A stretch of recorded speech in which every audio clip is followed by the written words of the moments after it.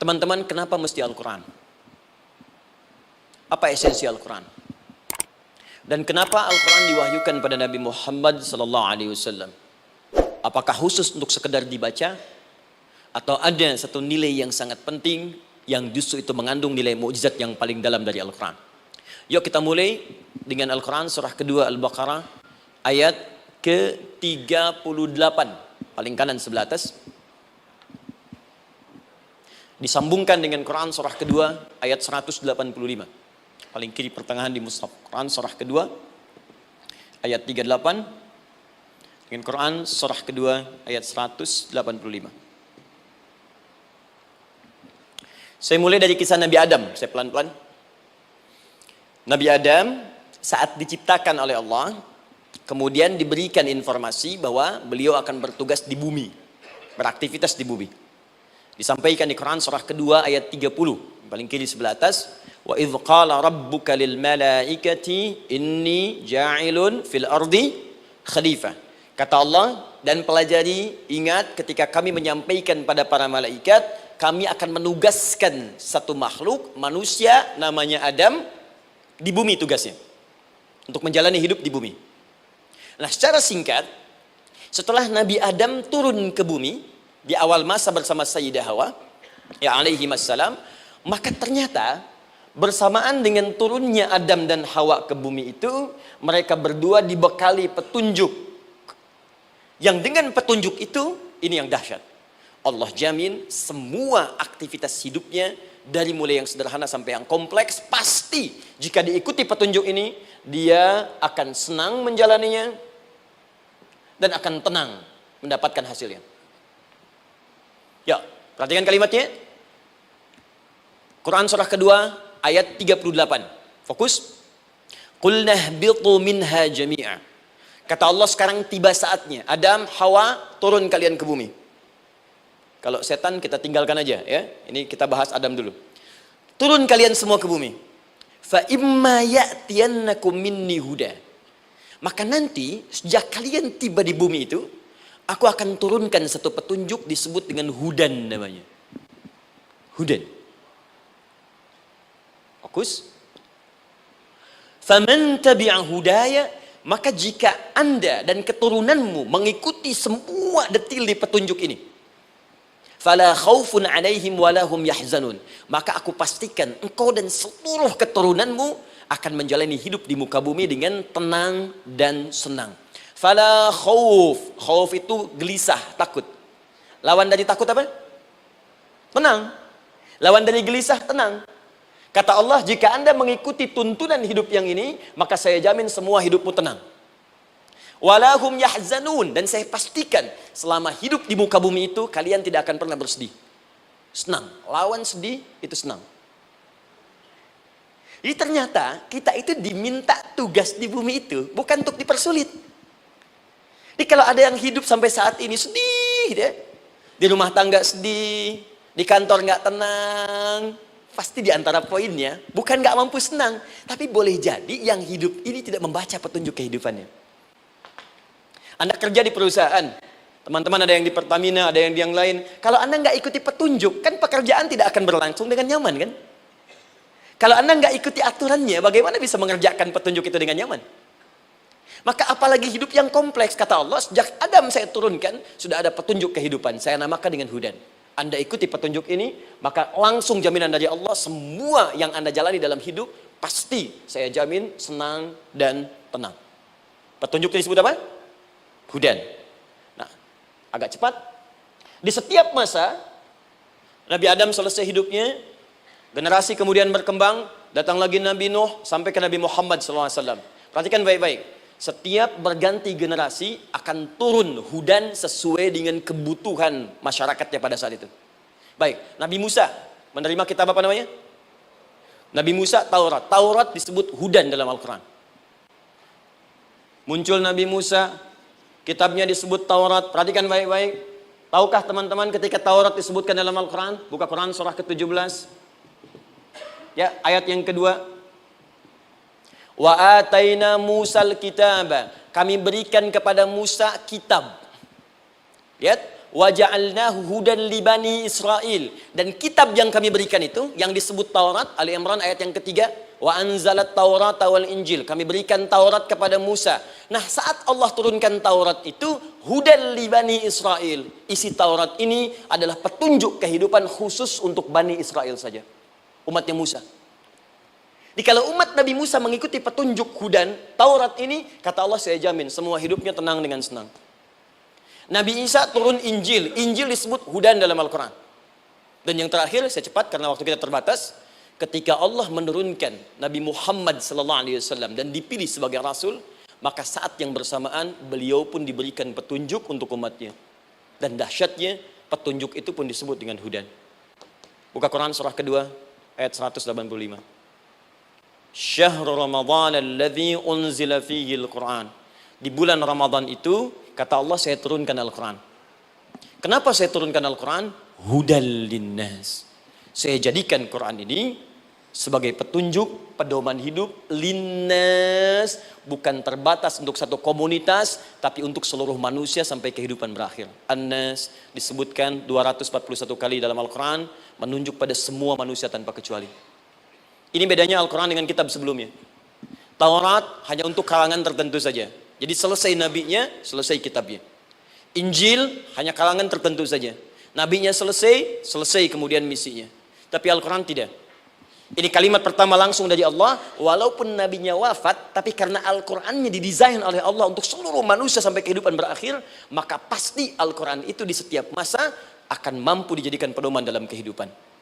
Nah, jadi prinsip pertama, ketika Allah menurunkan Al-Quran, sebenarnya tujuan utamanya bukan sekedar dibaca. Bukan. Tapi di dalamnya itu ada petunjuk hidup, Pak, Bu. Dan yang buat, yang menciptakan kita.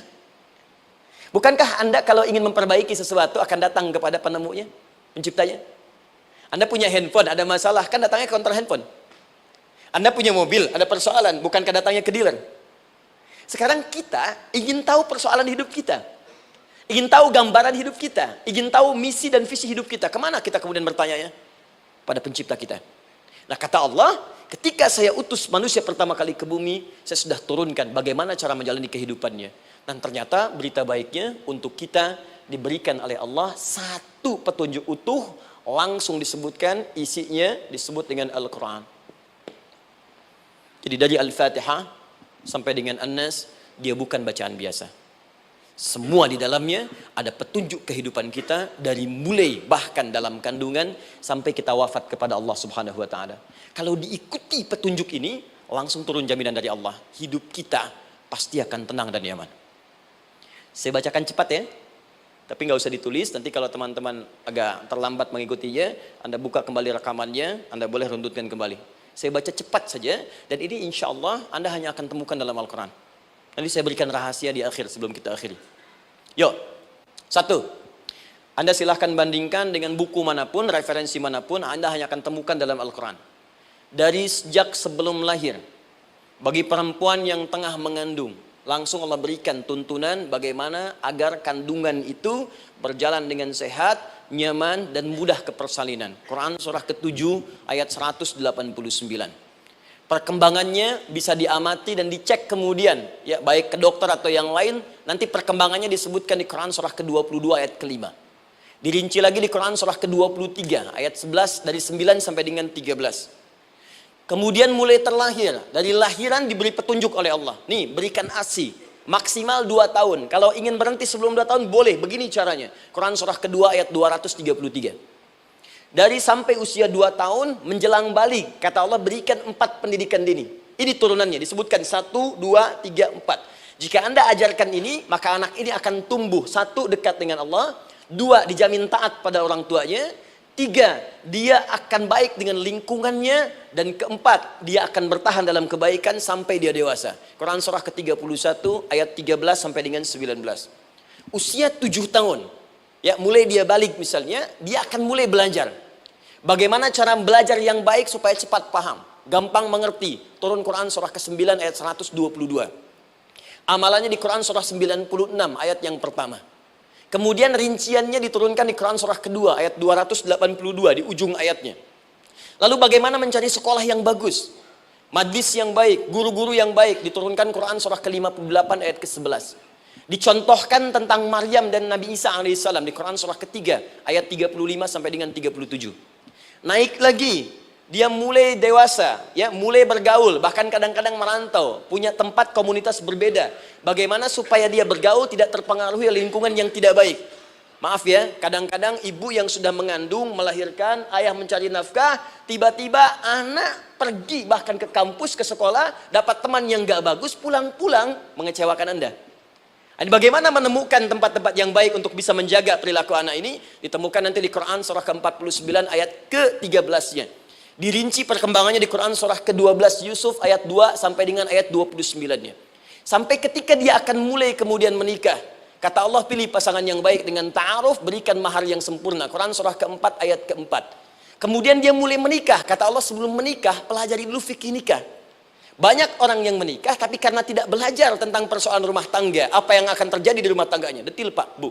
Kata Allah, ini, kalau kamu berbuat begini, akan ada miskomunikasi. Kalau ada miskomunikasi, persoalannya akan begini. Solusinya begini. Maka diturunkan dasarnya di Quran surah ke-30 ayat 21, detilnya di Quran surah ke-4 ayat 34 sampai dengan 35. Paling kiri sebelah atas sampai dengan ke tengahnya. Anda berlanjut, diterangkan oleh Allah, hei, tugas suami saat mulai pertama kali menikah, maka tugas yang pertama siapkan untuk mencari nafkah. Bagaimana caranya ya Allah? Diturunkan oleh Allah. Satu, jangan takut kehilangan rezeki. Jangan pernah mencuri, jangan pernah ngambil punya orang, karena punya kamu akan saya berikan sempurna. Kamu ngambil punya orang, maka kamu akan menyulitkan diri sendiri. Itu akan dikembalikan pada yang berhak. Ya, turun Quran surah ke-51 ayat 22. Dirinci, begini cara nyarinya. Quran surah kedua ayat 168. Kalau Anda ingin cepat baru bergerak, rizkinya sudah dapat. Quran surah kedua ayat 172. Ada yang dahsyat, dia belum keluar, rizkinya yang mendatangi dia. Jadi nanti di Al-Quran ada 8 jenis rizki. Di antara yang paling hebat, ada yang belum Anda datang, rizkinya sudah menjemput. Ada orang mendatangi rizki, ada rizki mendatangi dia. Contoh, Al-Imam Asy-Syafi'i sedang berdiskusi dengan Imam Malik, gurunya. Kata Imam Asy-Syafi'i, Syekh, rizki itu mesti saya cari dulu, baru kita dapat. Kata gurunya, ya Syafi'i, ada rizki yang cukup kita beramal dekat kepada Allah, dia akan datang tanpa kita cari dengan ikhtiar manusia. Kata Syafi'i, mustahil. Kata Quran kan kita kerja dulu baru datang. Kata Imam Malik gurunya, kamu yang belum sampai. Kita amalkan ini, rizki datang. Maka berhenti sampai di situ, Imam Syafi'i pamit. Di jalan tiba-tiba, beliau mendapati ada panen anggur, Pak, Bu. Terus dipanggil sama yang punya kebun. Ya, pemuda katanya, sini. Mau bantu nggak? Kalau kamu bantu, kami berikan anggurnya. Maka beliau bantu, panen, petik. Sampai setelah selesai diberikan anggur yang besar-besar, hanum. Senyum, senang beliau. Ternyata senangnya bukan karena dapat anggur. Senangnya karena merasa pendapatnya benar. Kalau saya nggak bantu panen ini, nggak akan dapat si anggur. Cuma karena saya bantu, saya diberi ini. Maka rasa senangnya inilah dibawa kemudian kepada gurunya, ingin laporan. Tapi perhatikan adabnya. Dia tidak mengatakan, guru, nih saya benar. Kalau saya nggak ikut panen, nggak dapat saya ini. Perhatikan kalimat Asy-Syafi'i. Guru, tadi saya di jalan, dipanggil oleh pemilik kebun, ikut panen anggur. Begitu saya bantu, saya diberikan anggur ini. Beliau tekankan dengan kalimat yang kencang pada kalimat, begitu saya bantu, saya dapat anggur ini. Imam Malik tersenyum mengatakan, Masya Allah Syafi'i, luar biasa. Ini siang begitu panasnya, tadi saya mau keluar ngajar, terfikir di benak saya, Allah, kalau ada anggur yang besar-besar, enak rasanya. Tiba-tiba kamu datang bawa anggur. Jadi Imam Syafi'i kerja dapat sesuatu, Imam Malik terfikir sesuatu, datang rezeki. Itu ada di Quran surah ke-7, teman-teman, ayat ke-96, paling kanan sebelah atas di mushafnya. Baik, teruskan dulu. Ya, Anda dalam mencari kerja, ingat, kalau Allah yang sampaikan pasti terjadi. Jangan dikira mudah. Kata Allah akan ada persaingan, akan ada kadang-kadang singgungan, akan ada tantangan, maka mulai petakan tantangan apa yang akan Anda lalui saat Anda mulai mencari nafkah itu. Maka turun Quran surah kedua ayat 214, paling kanan sebelah bawah. Am hasibtum an tadkhulul jannata. Hei, apa kamu mudah begitu saja mengira akan sukses dalam pekerjaanmu? Bahkan bisa diartikan surga, ingin masuk surga. Walamma ya'tikum mathalul ladzina khalau min qablikum. Sebelum engkau diuji seperti orang sukses dulu pernah sukses. Lihat mereka. Enggak ada orang sukses yang instan. Cuman balikan telapak tangan dapat, tidak. Kata Allah, lihat orang-orang dulu. Lihat orang-orang hebat dulu, bagaimana mereka bisa kaya, bisa sukses, bisa punya posisi. Masat umul ba'sa, petakan olehmu tantangan apa yang akan dihadapi saat engkau bekerja itu. Satu, kata Allah, ba'sun, ada yang ringan. Ba's. Ba'sa jamak dari kata ba'sun. 2. Dara. Ini sudah menengah, jamak dari kata durun. 3. Zilzal. Ini yang paling tinggi puncaknya. Jadi kalau Anda sudah mendapatkan ini, yakinlah, berarti Anda akan mendapatkan posisi yang tinggi. Karena mustahil orang besar diuji dengan ujian yang kecil. Zilzal, ini bagian ketiga. Ba'sa, ba'sun, mulai. Kira-kira tantangan-tantangan ringan apa saja yang akan Anda hadapi? Ya, kalau saya contohkan misalnya dengan contoh yang lain singkat, Anda mau ke masjid, ingin konsisten, mulai hijrah, ingin dekat dengan Allah, tiba-tiba yang tadinya nggak mau ke masjid, mulai ke masjid, diuji dengan hujan. Hujan kecil, rintik-rintik, shower. Begitu hujan, orang Arab mengatakan kalau hujannya bisa lewat tanpa payung pun, orang Arab mengatakan la ba'sa. La ba'sa ini ringan. Orang kita sambungin, labas. Dari bahasa Arab lewat.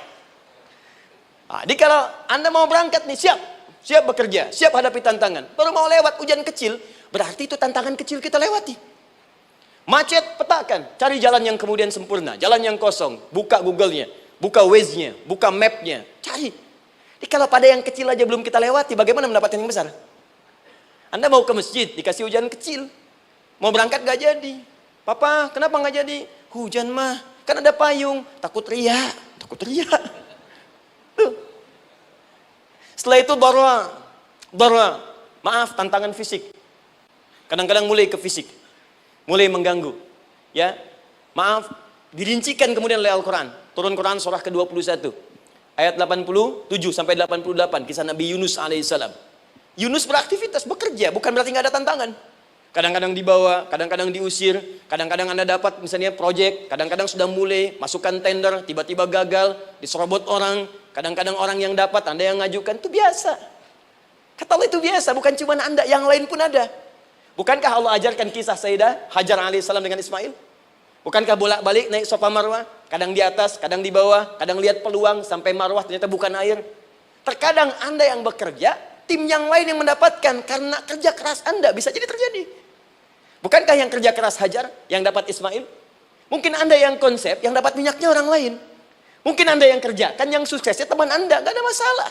Dan itu kemudian akan bermanfaat bagi Anda. Tidak mungkin setiap keringat yang keluar dari diri kita mustahil, kecuali akan melahirkan manfaat yang kembali pada diri kita. Tantangan. Tapi yang paling dahsyat, ini yang gak ditemukan. Di sebagian referensi yang kita baca. Ketika Allah menjelaskan semua tahapan-tahapan tantangan ini, sampai ke puncaknya zilzal. Zilzal itu kalau bahasa sekarang gempa. Ada ujian yang menggoncang hati kita. Ketika Anda kerjakan, ya Allah, tantangannya dahsyat. Kenapa mesti saya, ya Allah? Kok nggak selesai-selesai, ya Allah? Itu wajar, teman-teman, itu biasa. Kata Allah, orang dulu saja mengatakan, mata nasrullah, kapan ini selesai? Berbahagialah kalau teman-teman sudah mendapatkan tantangan puncak yang paling tinggi ini. Ini artinya Allah sedang mempersiapkan Anda menjadi orang besar di kemudian hari. Dan cara mengatasinya diturunkan Quran surah ketiga ayat 142, paling kiri sebelah atas. Perhatikan dahsyatnya. Yang pertama diterangkan tantangannya, yang kedua dijelaskan cara mengatasinya.